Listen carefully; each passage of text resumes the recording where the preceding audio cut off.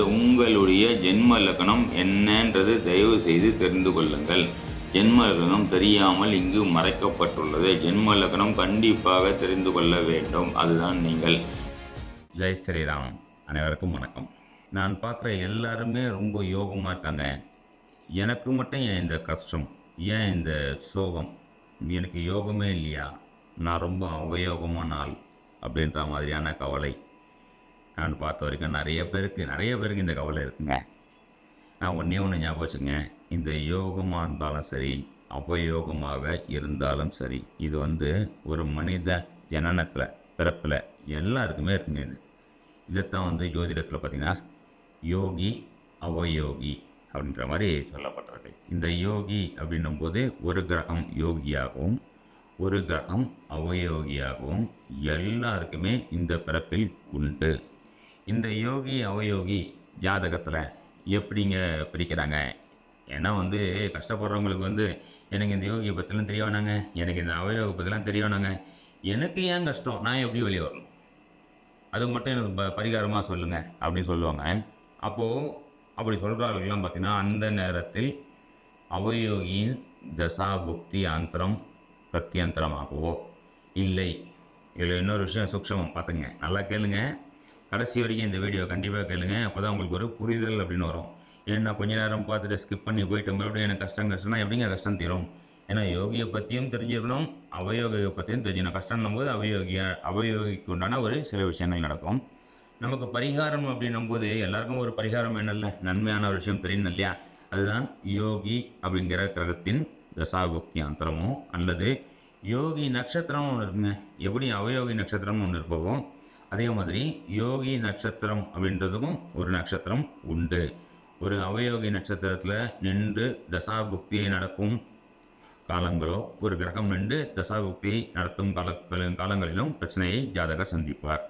அதே மாதிரி திடீர்னு சாதாரணமாக இருந்தாங்க அந்த பையன், ஒரு மெக்கானிக் ஷெட் வச்சுருந்தாருங்க, இன்றைக்கி பார்த்தா மிகப்பெரிய ஆள் ஆகிட்டாருங்க. சாதாரணமாக ஒரு என்கிட்ட தாங்க வேலை செஞ்சான், இன்றைக்கி பார்த்தா மிகப்பெரிய முதலாளி ஆகிட்டாங்க. சாதாரணமாக இங்கே தாங்க ஒரு பையன் கூலி வேலை செஞ்சுருந்தாங்க, அவன் பார்த்தீங்கன்னா அந்த பொண்ணு பார்த்தீங்கன்னா ரொம்ப நல்ல ஒரு நிலைமைக்கு போயிட்டாங்க. இதெல்லாம் பார்த்தீங்கன்னா யோகியின் கிரகத்துலேயோ இல்லை யோகியின் கிரகத்தின் தசாபுக்தி அந்த ஷார்ட் டைமில் எப்படிங்கிற நேரத்தில் தூக்கிட்டு போயாங்க. சரிங்க, தசாபுக்தி வர வரைக்கும் நம்ம வெயிட் பண்ணுமா அப்படின்னு சொல்கிறீங்களா? அப்போது அது வரைக்கும் நீங்கள் வெயிட் பண்ணுறதுக்கு பதில் இந்த வீடியோவை முழுசாக பார்த்தீங்கனாலே இந்த யோகியின் நட்சத்திரங்களையும் யோகியின் கிரகத்தையும் எப்படி நம்ம ஆக்டிவேட் பண்ணுறது அப்படிங்கிற சூக்ஷமத்தை நீங்கள் தெரிஞ்சுக்கிட்டாலே உங்கள் வாழ்க்கையை முன்னேறலாங்க. சரிங்களா? கண்டிப்பாக இந்த வீடியோவை லைக் பண்ணுங்கள், சப்ஸ்கிரைப் பண்ணி வச்சுங்க. ஏன்னா மொத்தம் யோகி நாம யோகம் அப்படின்னு சொல்லப்பட்டிருக்கு. நாம யோகம் அப்படின்னால 27 நட்சத்திரங்கள் இருக்கிற மாதிரியே 27 நாம யோகங்கள் உள்ளன. தசாபுக்தி அந்தரம் சூக்ஷம்னு ஒரு பக்கம் அது பாட்டு வேலை செய்யும். ஒரு ஜாதகர் ஜனன நேரத்தில் எந்த நட்சத்திரத்தில் பிறந்தார் அப்படிங்கிற மாதிரி எந்த நாம யோகத்தில் பிறந்தார் அப்படின்றதும் உண்டு. ஒரு நாம யோகத்திற்கும் ஒரு கிரகம், அதாவது ஒரு நட்சத்திரம் யோகி நட்சத்திரமாகவும் ஒரு நட்சத்திரம் அவயோகி நட்சத்திரமாகவும் வேலை செய்யும். அவயோகி நட்சத்திரத்தின் கிரகமே அதிபதியே அவயோக கிரகமாகவும் யோகி நட்சத்திரத்தின் அதிபதியே யோக கிரகமாகவும் அந்த தசாபுக்தி காலத்தில் நன்மைகளை செய்ய கடமைப்பட்டவர்கள். சரிங்களா? இது நல்லா புரிஞ்சுக்கிறங்க. கண்டிப்பாக வீடியோ முழுசாக பாருங்கள். இதுக்கு மேலே தான் உங்களுக்கு உண்டான ஒரு விஷயமாக வரப்போகுது. இந்த 27 நாம யோகங்கள் இருக்கு இல்லையா, ஒரு நாம யோகத்திற்கும் எந்த கிரகம் யோகி எந்த கிரகம் அவயோகின்னு நான் சொல்ல போகிறேன். எந்த மாதிரியான சிறு பரிகாரங்களை செய்து நம்ம ஒரு நல்ல விஷயங்களை வாழ்க்கையில் எடுத்துக்கொண்டு அனுபவிக்க போகிறோம் அப்படின்றதும் ஒரு வீடியோவை தனித்தனியாக நான் சொல்கிறேன். கண்டிப்பாக சப்ஸ்கிரைப் பண்ண வச்சுருக்கேன். சுபம் நாம யோகம். நீங்கள் சுபம் அப்படிங்கிற நாம யோகத்தில் பிறந்திருப்பீர்கள் ஆனால் உங்கள் ஜாதக புக்கத்தை பாருங்கள், எடுத்து பாருங்கள் புக்கை. சுபம் நாம யோகம்னு இருக்கா பாருங்கள். இல்லை புக்கு இல்லை சார் சொல்கிறீங்களா, நம்மளுடைய ஆப்பை டவுன்லோட் பண்ணிக்கிட்டு அதில் போய் பாருங்கள், பஞ்சாங்கம்ன்ற பேஜில் போய் பாருங்கள். உங்களுடைய நாம யோகம் என்னன்னு தெரியும். ஒரு வேலை சுபமாக இருந்தால் மற்ற நாம யோகம்லாம் நான் அடுத்தடுத்த வீடியோவில் கொடுத்துட்டே இருக்கேன். நீங்கள் சப்ஸ்கிரைப் பண்ணி வச்சுருக்கேன் நம்ம சேனலை. உங்களுடைய நாம யோகம் எதுன்றதை நம்ம அதில் போட்டிருக்கோம், நீங்கள் தெரிந்து கொள்ளலாம். சரிங்களா? அப்போது சுபம் நாம யோகத்துக்கு 2 நட்சத்திரங்கள், அதாவது ஒரு நட்சத்திரம் யோக நட்சத்திரமாகவும் ஒரு நட்சத்திரம் அவயோக நட்சத்திரமாகவும் வரும். அப்போது யோக நட்சத்திரம் அப்படின்னும்போது அந்த நட்சத்திரத்தின் அதிபதியே யோகியாகவும் அந்த தசாபுக்தியில் ஜாதகர் மிகச்சிறந்த பலனை அனுபவிப்பார் என்றும், எந்த நட்சத்திரம் அவயோகியாக வருதோ அந்த நட்சத்திரத்தின் அதிபதியே அவயோகியாக வந்து அந்த தசாபுக்தி காலத்தில் அந்த நட்சத்திரத்தின் காரகத்துவம் சொல்லப்படுற உறவு முறைகளாலேயே பிரச்சனைகளை அனுபவிக்கவும். அதே மாதிரி இந்த சுபம் நாம யோகத்துக்கு கிருத்திகை நட்சத்திரம் யோக நட்சத்திரமாக வருதுங்க. அப்போ கிருத்திகை நட்சத்திரம் யோகமாக வரும்போது சூரியனே யோகியாக வந்துடுவார். அப்போ சூரியனே யோகியாக வரும்போது உங்களுடைய ஜென்ம லக்னம் என்னன்றது தயவு செய்து தெரிந்து கொள்ளுங்கள். ஜென்ம லக்னம் தெரியாமல் இங்கு மறைக்கப்பட்டுள்ளது. ஜென்ம லக்னம் கண்டிப்பாக தெரிந்து கொள்ள வேண்டும். அதுதான் நீங்கள் யாருன்னே தெரியாமல் என் ஜென்ம நட்சத்திரம் இது அப்படின்னு சொல்கிறது, என் நட்சத்திரம் இது 4 பேரை போய் கேட்குறது. உங்கள் ஜென்ம நட்சத்திரத்தை தெரிஞ்சுக்கிறங்க, மறைக்கப்பட்டுள்ளதுங்க, சொன்னால் புரிஞ்சுக்கிறங்க. அதை நீங்கள் தெரிஞ்சுக்கிறீங்க. அப்போ தாங்க அதுக்கு தாங்க சொல்கிறேன், திரும்ப ஜோதிடம் படிங்க, பாரம்பரிய ஜோதிடம் படிங்க அப்படின்ற மாதிரி சொல்லிட்டு இருக்காங்க. சரிங்களா? அப்போது கிருத்திகை நட்சத்திரம் சூரியனே யோகராக வரும்போது உங்களுடைய ஜென்ம லக்னத்திலேருந்து எத்தனாவது வீடோ அந்த சூரியனின் வீடான சிம்ம வீடு வருதோ அது சார்ந்த விஷயத்தில் அப்பா மூலியமாக முதலாளி மூலியமாக மிக சிறந்த யோக பலனை சூரியன் அப்படிங்கிற அந்த கிரகத்தின் தசாபுக்தி அந்த சூக்ஷம பிராணா காலங்களில் சூப்பர் பலனை ஜாதகர் அனுபவிப்பார் என்றும், அதே மாதிரி அனுஷ நட்சத்திரம் அவயோக நட்சத்திரமாக வருது அப்படிங்கும்போது சனி பகவானே அவயோகமாக ஜாதகருக்கு வந்து சனி பகவானின் வீடுகளான மகர ராசி கும்ப ராசி உங்கள் லக்னத்திற்கு ஜென்ம லக்னத்திற்கு எத்தனாவது வீடாக வருதுன்னு கணக்கு பாருங்கள். அந்த நம்பர் வர ஒருவேளை உங்களுடைய லக்னம் கடக லக்னமாக இருக்குது, 7ஆம் வீடு சனி பகவான், 8ஆம் வீடு சனி பகவான் வீடு, அதாவது மகரம் கும்பமாக 7ஆம் வீடுனா மனைவியின் மூலம் அல்லது கணவனின் மூலம், மனைவியின் குடும்பம் மூலம் கணவரின் குடும்பம் மூலம் ஜாதகர் பிரச்சனையை அனுபவிக்க சாபத்தை அனுபவிக்க பிறந்துள்ளார் என்பது தான் விதி.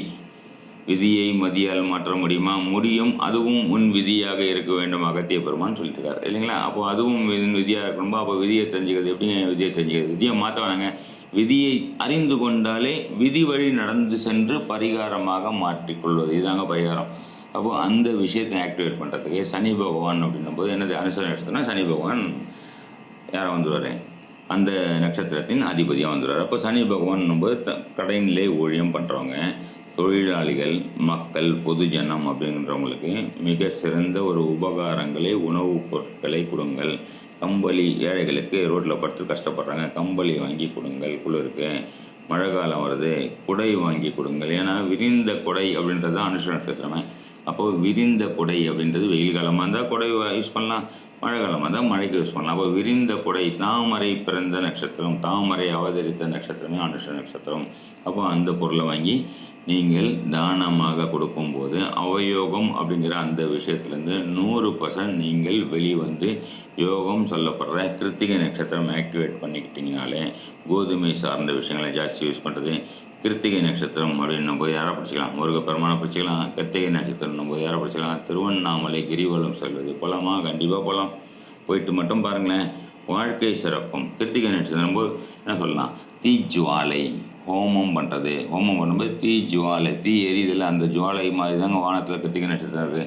அப்போ ஜுவாலையை வணங்குவது, நெருப்பு ஜுவாலையை வணங்குவது, விளக்குடைய ஒரு ஜுவாலை எரியுதில்ல, அந்த ஜுவாலையை வணங்குவது, அந்த விஷயத்தை பிடிச்சிக்கணுங்க. கண்டிப்பாக வாழ்க்கையில் மிக சிறந்த பலனை நீங்கள் பெறுவீர்கள். சரிங்களா நண்பர்களே? நன்றி. பார்த்தீங்களா நண்பர்களே, நீங்கள் பார்த்த இந்த நாம யோகத்திற்கு உண்டான ஒரு நன்மை தீமை, அதாவது யோக நட்சத்திரம், அவயோக நட்சத்திரம், அந்த நட்சத்திரத்துக்கு உண்டான யோகி கிரகம், அவயோகி கிரகங்களுக்கு உண்டான விஷயத்தையும் நம்ம பார்க்குறோம் இல்லைங்களா? இதை நம்ம ரெகுலராக நம்மளுடைய வகுப்பில் உள்ள மாணவர்களுக்கு இப்போது ஜோதிடர்களை போய் பார்த்துட்டு ஒரு விஷயத்தை தெரிஞ்சுக்கிறதுன்னு ஒன்று, நாமளே ஜோதிடர் அடுத்தவங்களுக்கு பார்க்குறோமோ இல்லையாங்க, நம்ம வாழ்க்கையை நாமளே எந்த நேரம் நல்லது கெட்டது அப்படிங்கிற விஷயத்தையும் நம்ம நல்லா தெரிஞ்சுக்கலாம் இல்லையா? முடிந்த போது, நேரம் இருக்கும்போது, பொருளாதார வசதியும் அதுக்கேற்ற மாதிரி இருக்கும்போது நம்மளுடைய அஸ்ட்ரோ நிவர்த்தி இதில் நம்ம காலையில் வந்து வகுப்பு எடுத்துகிட்ருக்கோம். ரெகுலராக நிறைய வகுப்பு, பேசிக், அட்வான்ஸ், மாஸ்டர் கிளாஸ்னு எடுத்துகிட்ருக்கோம். இது இல்லாமல் மாதத்துக்கு ஒரு வாட்டி வந்து 2 மணி நேரம் நவதாரா வகுப்பு அப்படின்ற மாதிரியும் எடுத்துகிட்டு ஏதாவது தினப்பலன் அப்படின்ற மாதிரி இருக்கும். நிறைய விஷயங்கள் நான் ஏன் பிறந்தேன்னு ஒரு கேள்வி இருக்கலாம். இதுக்கு உண்டான பதில் நீங்கள் 2 மணி நேரத்துலேயே ரொம்ப கம்மியான காசுலையும் ப்ளஸ் ஒரு சப்ஸ்கிரிப்ஷனையும் சேர்த்து நம்ம இலவசமாக கொடுத்துட்ருக்கோம். சரிங்களா? பட் கிளாஸுக்கு ஃபீஸ் கண்டிப்பாக உண்டு. சரிங்களா? இது வாய்ப்பு வசதிகள் இருக்கும்போது நீங்கள் கண்டிப்பாக சேருங்க.